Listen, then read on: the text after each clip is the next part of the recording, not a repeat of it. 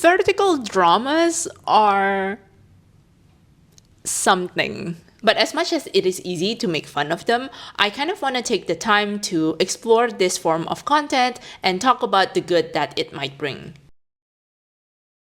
Essentially, vertical dramas are shows where the episodes are shot vertically. Each episode generally runs for about 1 minute, and in total the show is around 90 minutes long.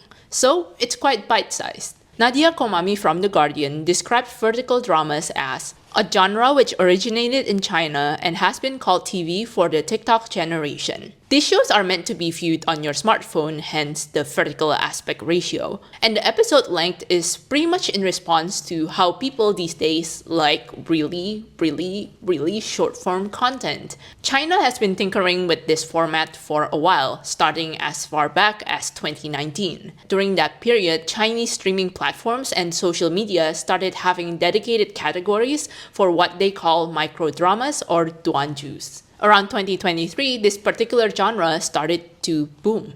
Outside of China, an attempt to appeal to short-form content lovers come in the form of Quibi. Does anyone remember Quibi? Quibi is a streaming service that first launched in 2020, but unfortunately, it closed down after 7 months because of low subscriber count. In my opinion, I don't think the business model for Quibi is that particularly good. Quibi series are probably expensive to make considering the high production value as well as the amount of Hollywood stars that they have there. And considering how we already have so many streaming platforms out there, people might not want to subscribe to another one, especially one where they just put out short form content, since you can watch short form content for free on like YouTube or TikTok. I feel that really impacted Quibi's subscriber count, and as a result they probably couldn't make back the budget of much of their shows or the streaming platform in general. I don't know how this works. But compare that to vertical dramas where the production quality is not as high and the actors are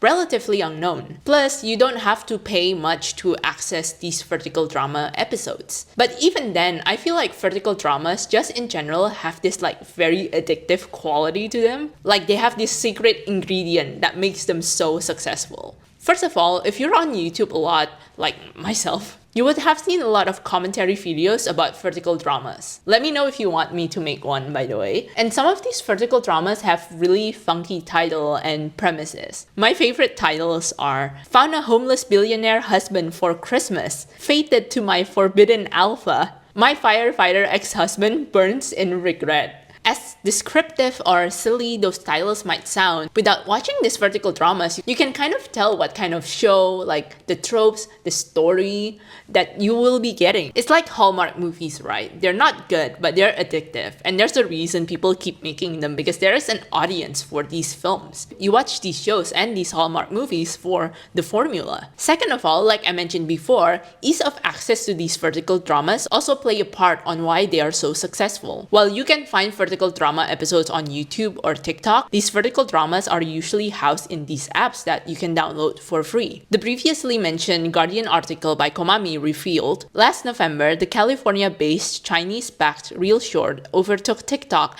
as the most popular product in the entertainment section of Apple's App Store in the US, and has been downloaded more than 30 million times since its launch in 2022. Going back to Quibi, that platform failed because it charged people for a monthly subscription fee, whereas apps like Reel Short allow you to watch some episodes for free, and then if you're like dedicated or if you want to continue, you pay for the subsequent episodes, usually using in-app currencies. I think the latter business model works better because people who cannot spare extra money can still watch these micro dramas, but if you're super curious, you can pay for the next episodes. But even if you don't watch the whole thing, I feel like you can still know the ending of the series because they're so formulaic, so you can still fill in the blanks yourself.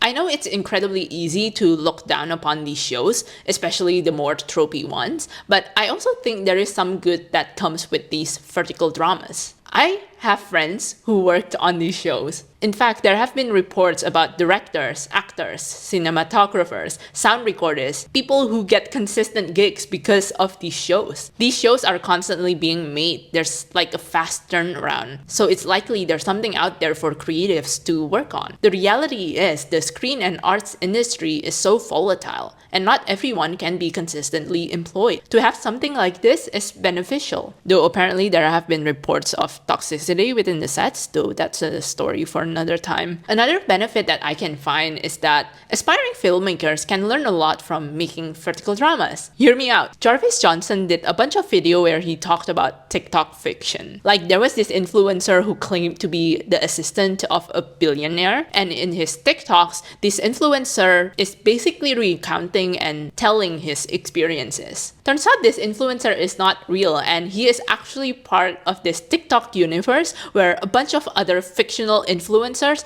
are part of this billionaire storyline. There's also another TikTok fiction about a grandma who steals her granddaughter's boyfriend. These stories are certainly storying, but that is to say, vertical drama can be a viable way to tell your story. A lot of my friends kind of got their start by making series on TikToks, and these series are actually good. Like they have good production quality, great camera work, great performances, great storylines as well. It just so happens that these series are posted on TikTok and the episodes are about 1 minute long. In fact, there's a lot of investment from screen agencies in Australia for creatives to make TikTok series. If you're looking for funding to make your projects, this might be a viable pathway. Even if you don't have funds to make your TikTok series, you can still make a TikTok on your phone. The episodes for the TikTok fiction that Jarvis was talking about, they're shot on people's phones. And so you don't need to have like high budget to make your TikTok series, and you don't need fancy cameras as well to make them. And because you're shooting 1 minute episodes, you can shoot multiple episodes in a day. Of course, you want to put your best foot forward, but sometimes you just have to go out there and get a bit of experience, even if that experience is making a TikTok series. This is what my producer friend advised me to do. She encouraged me to make a TikTok series because she told me it's a good space to learn and experiment because it's a smaller production and there's less pressure to make things perfect because it's TikTok. Because of her advice, I ended up making a TikTok series. I had this idea for a sitcom inspired by It's Always Sunny in Philadelphia, and I took 2 episodes from that pitch and I cut them into 12 by 1 minute episodes. I gathered my friends and then we shot the whole thing in 1 weekend. Honestly, the series is not very good, but I was grateful I still made it. I can put that series on my writing and acting resumes and say like, oh, I have the initiative and the drive to make my own opportunities, and this is a taste of what I'm capable of without any budget. Imagine what you can do if you give me money. Money, please! I also learned from this experience, like I know how to write, but writing a script that is a technical document that is meant to be shot is a different skill altogether. Directing that script is also a different skill. Acting in front of a camera is also different. I know how things work in theory, but practicing and executing things is an entirely different beast. I wouldn't have known that if I didn't actually make this TikTok series. And what's valuable about this experience is that it's not as stressful because we were just making 1 minute TikToks. Everyone on the set was so green, but we could take the time to troubleshoot and flounder around a little bit as we fix a problem. There was less deadline and less pressure because we're just making content for TikTok, and those content are very short too. So yeah, there are definitely merits to vertical dramas. But what do you guys think? If you like this video, please consider liking, commenting, sharing it, engaging with it in general, and maybe subscribe to the channel too. And I will see you in the next video. Bye, have a good day.